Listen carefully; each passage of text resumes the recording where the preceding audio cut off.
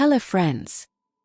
Today's story is about two innocent girls who went on a fun trip and ended up in the middle of a nightmare. But what their kidnappers didn't expect was payback. This is Even Lambs Have Teeth. The film opens with two best friends, the uptight Katie and the promiscuous Sloane, who are looking forward to their upcoming out-of-town trip. They will be working at a farm called Eco Field Organic Farms for a month, so they can save up to go shopping at New York City. On the next morning, they get picked up by Katie's cop uncle, Jason, and will be staying at Jason and his girlfriend's place for a night before going to the farm. As they settle in the new place, Sloane suggests that they should come up with fake names during their stay in the town. Sloane comes up with the name Heather, while Katie comes up with the name Ripley. The day after, Uncle Jason drops the two off at a station from where they will take the bus to the farm. Being the protective cop uncle he is, Jason tells them that they should come up with a safe word in case they get in trouble. After the uncle leaves, the two still have to wait for the bus, which is scheduled to arrive in approximately an hour, and they decide to wait at the cafe. They immediately catch the interest of two townsmen and end up sharing a table with them. The two women then introduce themselves with the fake names they made up the other night, while the two men introduce themselves as brothers whose names are Jed and Lucas. The brothers offer to give them a ride to their workplace. The two end up climbing into the young men's blue truck. However, things don't go as planned.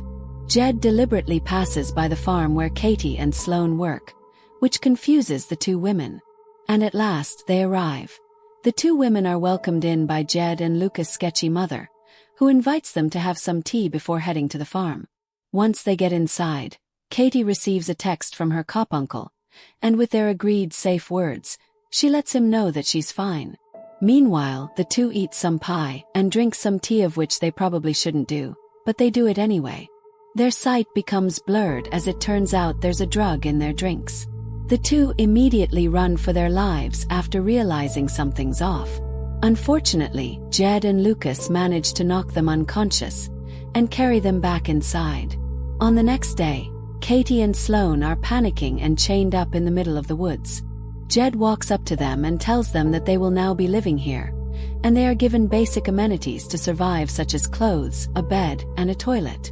We move on to the next scene, where Katie and Sloane are now dressed, and Jed's boss, Boris, shows up and takes Katie's phone to check if anyone knows their whereabouts.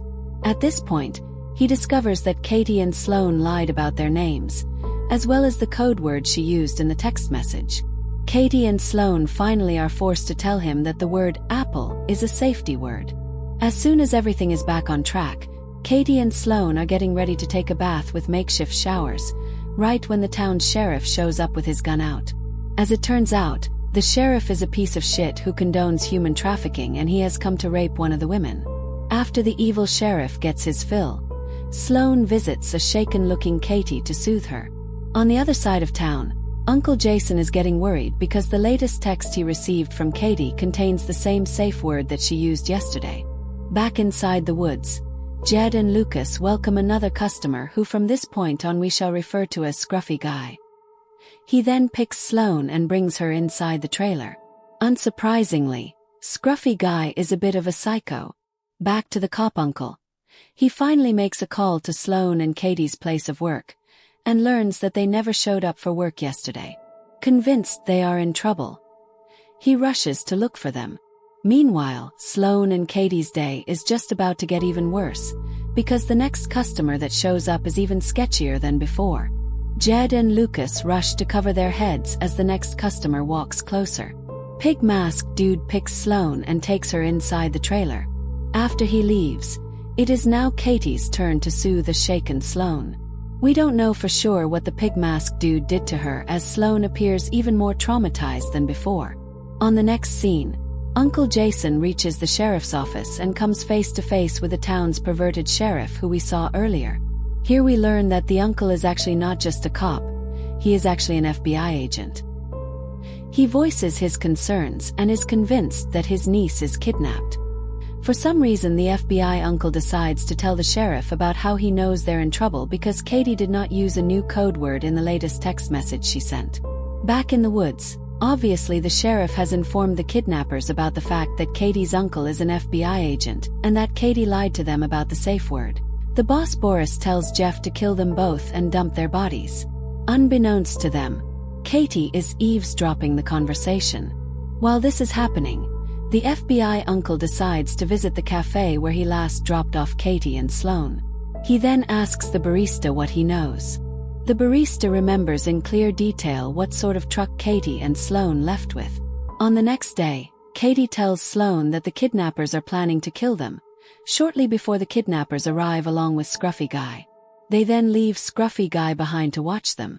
Katie takes this opportunity to seduce him, and once she gets close enough, she rips his throat with her bare teeth. Not long after, the sheriff arrives at the scene, presumably to kill them. But just as he steps out of his car, Katie and Sloane have stolen his car. The two women drive back into town and proceed to visit the hardware store to gear up. Some real shit is about to go down now. They then ask the cashier if he knows Boris, the man with a blue truck, and the cashier knows where he lives. On the other side of town, Uncle Jason continues his investigation by visiting the town's car insurance building today. He makes up a story about accidentally colliding with a blue truck and asks who owns it.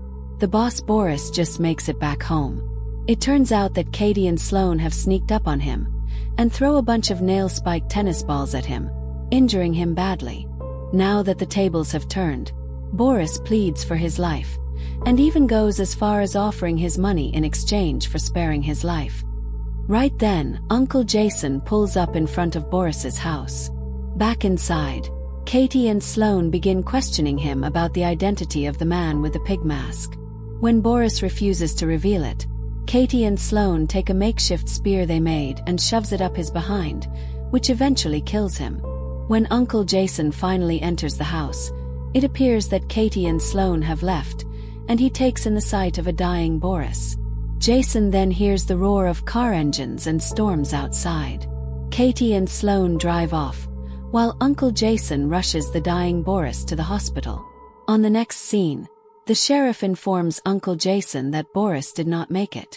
Growing even more worried, Uncle Jason decides to try calling Katie's phone, but then, realizing his cover is blown, the sheriff takes out his gun.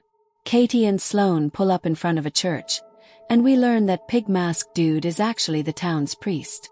Sloane makes her entrance inside the church and comes face to face with her rapist. With Katie's help, the two best friends take down the bastard. As Katie and Sloane drive away, we see that they are now content and carefree. But when they make a stop and step out of the car, it turns out that Pig Mask Dude aka the priest is chained behind the truck this whole time. As their final blow, they pour gasoline all over him and set him on fire before driving off. While the two women seem to be thriving, Uncle Jason is now held captive by the sheriff. Even worse, it appears that the sheriff has captured two new young women. Luckily, Katie and Sloane have come to the rescue. They tie up the sheriff and proceed to torture him with a game of Russian roulette. We can see now that the two women are a little unhinged, but I guess in a way we can't blame them. The sheriff begins proclaiming how sorry he is right when Katie finally finishes him off with a blow to the head. Afterwards, Katie and Sloane free the women and tell them to free Uncle Jason. Jason tries asking the women who killed the sheriff, but they won't answer out of gratitude because Katie and Sloane saved their lives. Next, Katie and Sloane pay a visit to Jed and Lucas' mother's house and decide to drug her the same way that she drugged them a few days ago. They tie her up and take her to the basement, where Jed is tied up and gagged. They proceed to bash his head in with baseball bats while the mother is forced to watch. Up next, they take her to Lucas, who is also tied up to a chair.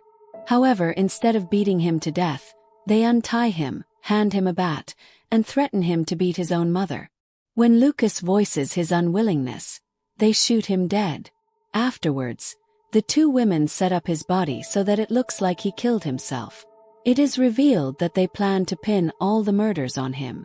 Desperate, the mother offers them money in exchange for sparing her life. But instead of sparing her, Katie takes the lawn mower and brutally murders her with it. On the next scene, Uncle Jason pulls up at Katie's house to pick her and Sloane up. It appears that some time has passed. Katie and Sloane get dropped off at the airport and excitedly make their way to New York City. Today's story is about two innocent girls who went on a fun trip and ended up in the middle of a nightmare. But what their kidnappers didn't expect was payback. This is Even Lambs Have Teeth.